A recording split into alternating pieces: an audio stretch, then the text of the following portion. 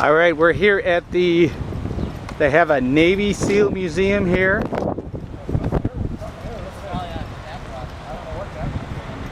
You can see here's the equipment that they use.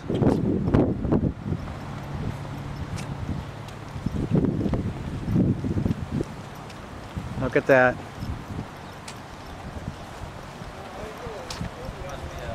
Neat.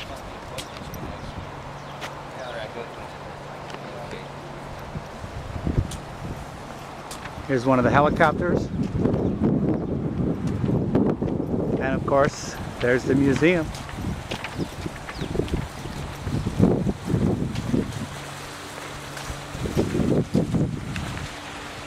This is the rescue team that rescued the captain, the Maersk Alabama, from 4 Somali pirates just recently, in memory of our fallen comrades.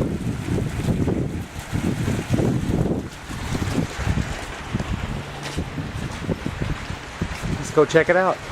Okay, I'm here at the Navy SEAL Museum, and I'm here with John Horner. John, could you tell us about this place? Yes, the museum started about 20 years ago, and it's built on the spot that the predecessors of the Navy SEALs started their training in 1943. Frogmen, everybody knows about the Frogmen. Yes. They trained here between 1943 and 1945.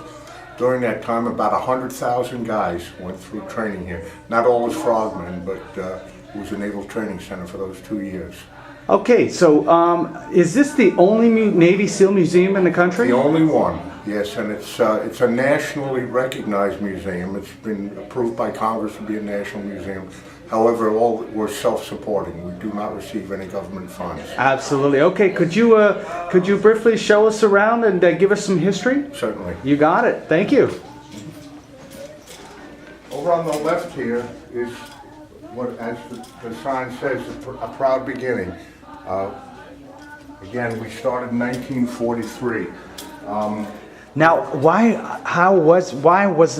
how did this ever start? What came about the creation of the Navy SEALs? Okay, the reason they started was that the Marines were landed off of Tarawa, and the Navy, they didn't have any there was no information up front, so they brought the boats in, they opened up the front of the landing craft like you've seen on television. Yes. And they dropped the Marines off into 10 feet of water. 500 Marines drowned. Oh, 500 Marines drowned. Yeah, so they decided then and there that they were not going to do that again until they had somebody go in the night before, the day before, take depth measurements, blow up obstacles and things like that. And that's what prompted them to do that. All right. Okay. Thank you. Yeah.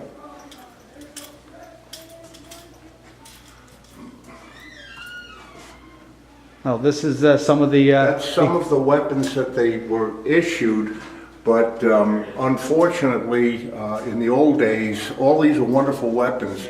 They do not work very well wet, though. So up until about the middle of the 1960s, the only weapon that these fellows carried was a knife. Was a knife? Yep. Wow. That's different now, of course. It's different now, yes. Oh, yeah.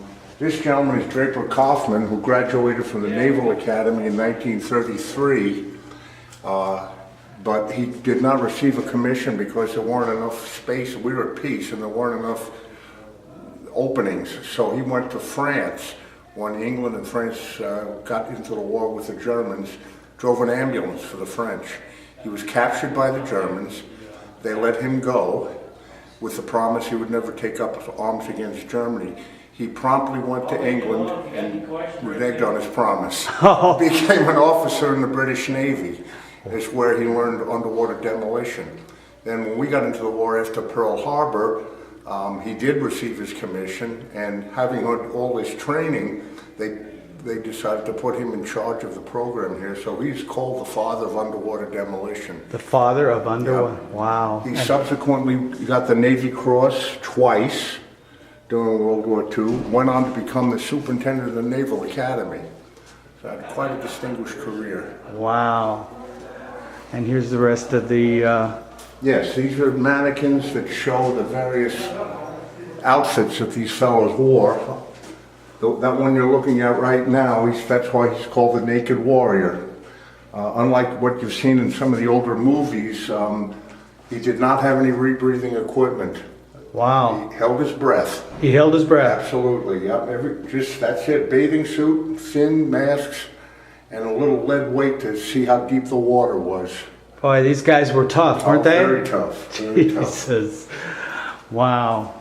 Okay, so is there another part of the museum you could show us? Yeah, this is all World War II. This is all World War II. Those plaques there, that's the first big operation they did, which was Normandy.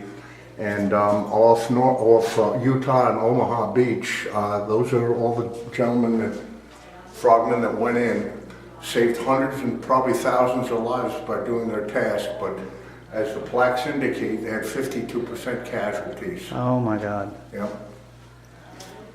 There's some Japanese. All the items in there too. There are no reproductions. These are all real.